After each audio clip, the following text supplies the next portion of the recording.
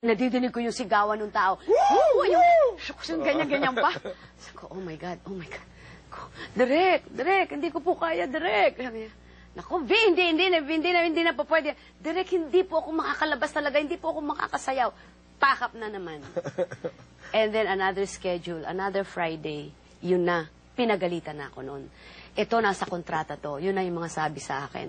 Alam mo na merong ganyang scene na sasayaw ka, na wearing your burlesque costume, and you will be doing the burlesque dance.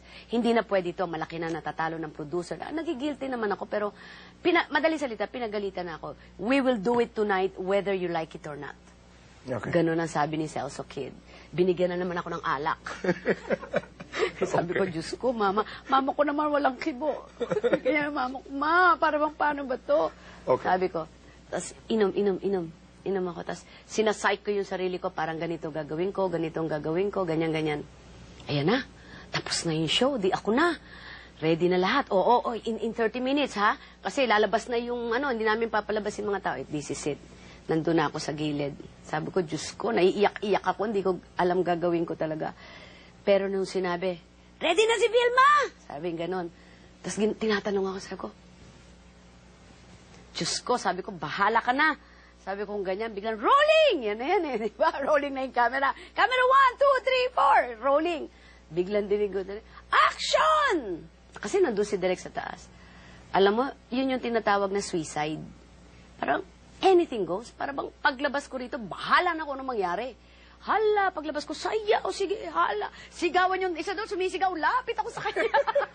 Sumisigaw dito, lapit ako dyan. Hala, sige, sayaw.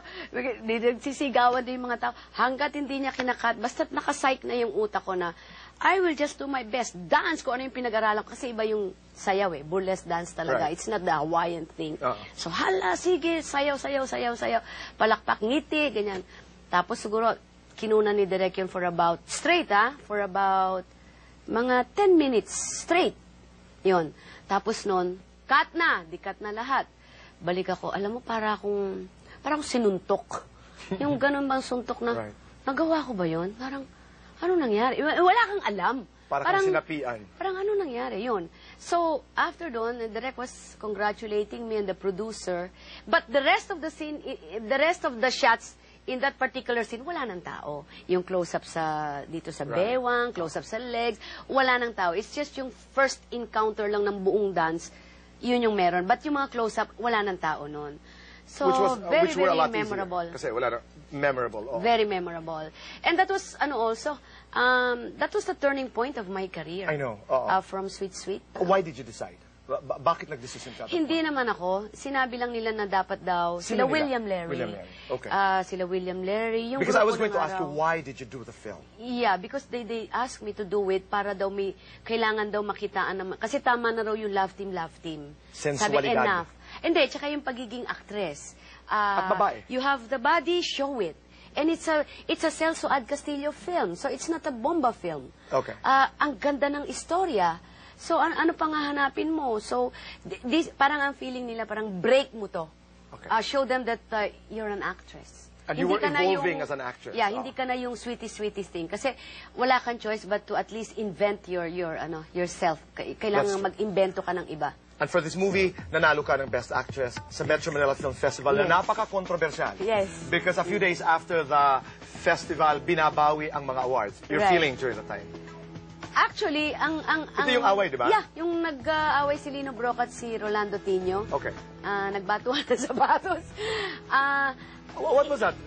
Rolando was part of the panel of judges? I think he was the head that time. I think chairman siya nung Metro Manila Film Festival that time. Alright. I think. And then Lino had another entry, di ba? Yes. Yun ang the best, I think, na film fest kasama lahat ang mga pelikula ng mga ace directors na tinuturing. Right, With Lino Broca, Mike De Leon, Celso Ad Castillo, Ishmael Bernal. Okay. Kasama lahat yung festival na yun. So, nung sinabing dapat ibalik niyo ang inyong mga tropeyo, ang reaksyon ni Vilma Santos? I think what happened was, nagalit lang naman sila Lino Broca, hindi dahil nanalo ang Burlesque Queen. Kasi dun sa souvenir book, may kanya-kanyang nakalagay na parang gist ang mga istorya and comment nung organization ng Metro Manila. Ang sasama nung sinabi sa iba, except burlesque queen. Parang burlesque queen lang ang pinuri and the rest hindi maganda. I think yun ang kinagalit no ni Lily. Had nothing to do with your performance? But with me, sabi ko, ba't ako masasali dyan? Binigay niyo to. And ang feeling ko, deserving ako dito. Pagkatapos sa pinagdaanan mo. Susole, di ba? So, hindi wala naman. Sabi nila, kukunin, ibalik daw. Hindi ko naman binalik. Nasa akin. And it paid off, no? Itong burlesque queen. Ay, yes. It became really the turning point of your career. Ay, yes, yes, Diba? yes. Naiba ang buhay, naiba ang karera. At mga kaibigan, let's watch this.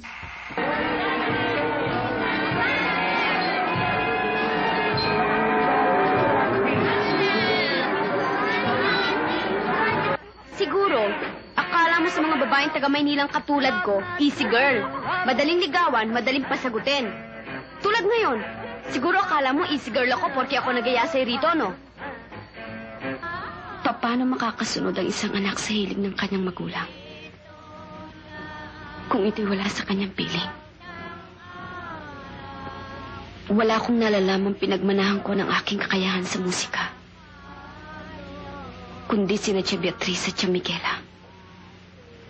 Mga tiya ko lamang. At isang lalaking kinikilala sa pangalang Maestro Roque. Isa siyang profesor sa musika. Hinahangaan ng marami. Pagputi ng uwan. Yes. Pag-itim ng tagak. Ang hindi ko makalimutan dito sa pelikulang ito, you acted with two of the most brilliant actresses in Philippine cinema. Adul De Leon, Angie Ferro. Oh, yes. Lala mo? Ang galing Of course, ng dalawang Bembol yun. and, di ba? Napakagaling. Ang husay. What was happening in your life? I mean, let's start with this. What was happening in your life during this time? Yung ginagawa mo ang pagputi. Ang pagputi ay isa sa mga para bang sugal ko na naman. VS ito, di ba? Yes, sa karir ko. Parang pagkatas kong gawing actress, why not produce a film? So, nag-try ako ng VS Ibang level. films. Ibang level naman. So, meron na akong ginawa before this. Siguro dalawa. Yung Rosa sa Putikan. Okay. And then, may isa pa, bago ko ginawa yung pagputi Also ng produced Uwak. by your own Oh, company? yeah. I made five Right. films sa VS Films. But ito yung pinaka nagbigay ng prestige. Hanggang ngayon. 3 years Yeah. in the making. 3 years in the making na dito kami nag-away ni Celso Kid. Bakit? Sa tagal naman kasi. Actually, isa ito sa kambat ako nagkautang-utang eh. Biro mo, para lang matapos ko na yung... At saka the whole time we were shooting sa sa Quezon. Location pa. Isipin mo yung gastos na yun. Tapos costume pa, period pa. Abay, dapat sa isang eksena, magpapafiesta ka, magkanong gastos nun? Mga lechon, tao, banda. Abay, 5 beses ako nagpa-fiesta. Labasa naman. Hindi mabiro yung perang yon. But of course, kailangan kong matapos yung pelikula. Naka-advance ako ng 4 na pelikula kay Mother Lily. Naka-advance ako ng 4 na pelikula sa Viva Films.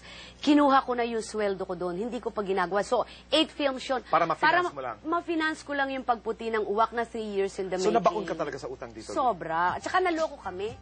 Na-mismanage kasi nung pinalabas na yan, naloko rin kami ng mga tao. Siyempre, iniikot mo sa probinsya para kumita ka. So, ibabalik sa yung film, di ba nga nasa lata? Okay. Hindi namin alam, bato na pala yung nasa lata. I mean, lugi talaga, Okay, grabe. kung susumahin mo, magkano lahat ang utang mo during this time?